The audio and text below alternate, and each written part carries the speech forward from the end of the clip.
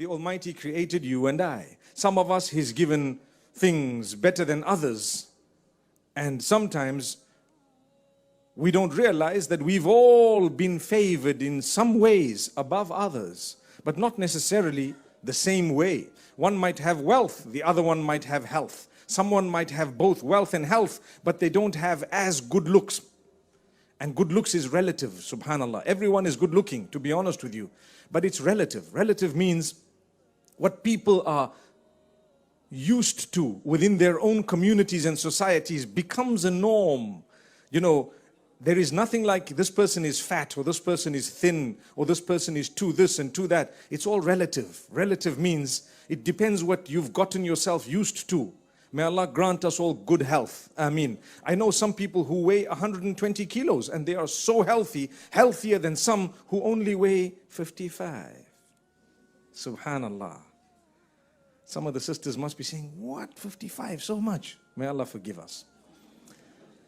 So my brothers, my sisters, it's something relative. Allah has bestowed upon you favor that He has not bestowed upon others in a specific way. Some may have wealth, they may have health, they may have good looks, but they don't have intelligence. They don't have wisdom sometimes, right? Some may not be able to achieve certain things. May Allah grant us all an understanding that He has definitely favored us. To recognize the favor of the Almighty is a great act of worship, my brothers and my sisters. This is why to think about it, to think about how the Almighty has favored you is also an act of worship. And to ponder over the gifts of the Almighty upon you is something that is a great act of worship. Anyway, now we go back to the devil. He did something that many people today do. They don't acknowledge the status given by the Almighty to another. And as a result, they are jealous. Jealous. Allah gave that person wealth and didn't give you the wealth. Well, to be honest with you, if that is the case, you need to say, I thank the Almighty for giving you and I ask Him to give me as well. But we don't say, I wish it goes from you and I wish this person doesn't have. I want it. Man does that, unfortunately. I remember saying this to a brother. You know, when I say brother, you must know that person's from London, okay? So I remember saying this to a brother. It comes with a V right in the middle, okay? I tell you what, he said, no, I disagree. I said, why? He said, because the woman I wanted to marry is already married. I can't say, oh Allah, give him and give me, because she can't have two husbands. And I said, gosh, you can't win with these Londoners, right? May Allah grant us goodness. I taught him that say, oh Allah, you have not given me what I wanted. Alhamdulillah, I appreciate the fact that you've given someone else what I wanted. But I ask you to give me something better for me, tailor-made for my own situation. My brothers and sisters, did you hear what I just said? Sometimes you won't have what you want to have. Don't become jealous as a result of someone else having that. No, be happy for them. To be happy at the happiness of another is the sign of a true believer. It brings about contentment. Thank the Almighty for what you have. Sometimes He doesn't give you something you desperately want simply because He knows it's bad for you in the long term. He knows that this is not really good for you in the long term. You want a certain job. You're desperate for it. I addressed this matter yesterday. But today I'm talking of the aspect of when someone else gets what you wanted, when a door is opened for another, when that door was closed for you, don't become jealous. Because jealousy was the quality that resulted in hatred and resulted in a war that's going to be lasting right up to the end between man and shaitan. May Allah subhanahu wa ta'ala grant us protection. Say Ameen. So my brothers and sisters, he refused to acknowledge the status of Adam. How was the acknowledgement at the time? Today, the acknowledgement is by saying Alhamdulillah, MashaAllah, Tabarakallah, I thank Allah and be happy for them and don't hurt them and don't harm them and so on. That's the acknowledgement today. But at that time, the acknowledgement was through a prostration known by Allah, instructed by Allah. It was not a prostration of worship, but it was a prostration of acknowledgement of status. You know, in some cultures, they'll do this to you, to acknowledge the father. In some cultures, they might, perhaps bend their knees a little bit. I've seen that happening in Africa, for example. They'll bend their knees a little bit to acknowledge. At that time, the acknowledgement was through a sujood, a prostration, not of worship, but a prostration of acknowledgement.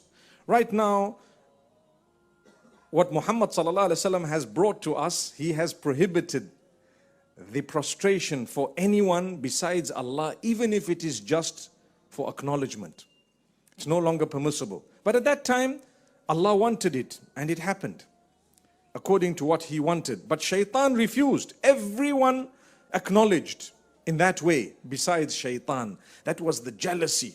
So what did he say? He says, "Oh Allah, خلقتني من نار وخلقته من طين." You made me from the fire. You made him from the dust, the soil, the sand, and so on. I am above him. I don't care what you say. I'm above him. So Allah says, hey, I know if you don't prostrate, you're going to be cursed. He says, I don't mind. Just give me time and I'll prove to you who is better. It sounds to me a little bit like sibling rivalry. When there are two kids and one wants to prove to the parent that they are the better one. So they start saying, you just wait and see. This child of yours is going to let you down big time. And then they work hard to get the child down. Sibling rivalry is something that exists from the very beginning, from the children of Adam alayhi salam. But the winners are those who can extinguish that rivalry. It's not needed. We're brothers, we're sisters. We will help each other. We will help each other in a way that we empower each other. And by empowering another, the Almighty empowers you. By reaching out to another, the Almighty will reach out to you. By helping another, the Almighty will help you. كَانَ اللَّهُ فِي عَوْنِ الْعَبْدِ مَا كَانَ الْعَبْدُ فِي عَوْنِ أَخِيهِ. The Almighty tells us through the blessed lips of Muhammad, peace be upon him, that He will continue to help a slave for as long as that slave is busy helping another. If you want help in your problem, help others with a similar problem and see what will happen. Subhanallah. So now Shaitan says, I'm going to show him, I'm going to come, I'm going to lead him astray. I will show you what I can do. And Allah says, okay, for His own divine plan and wisdom dictated that He would allow Shaitan respite. He would give him a little bit of time. And so what happened? Shaitan started, and this is what I want to draw to your attention, and I want to bring it straight to our lives, okay? So my brothers and sisters, what happens, Shaitan comes to us and diverts us from the Almighty. That's his main plan.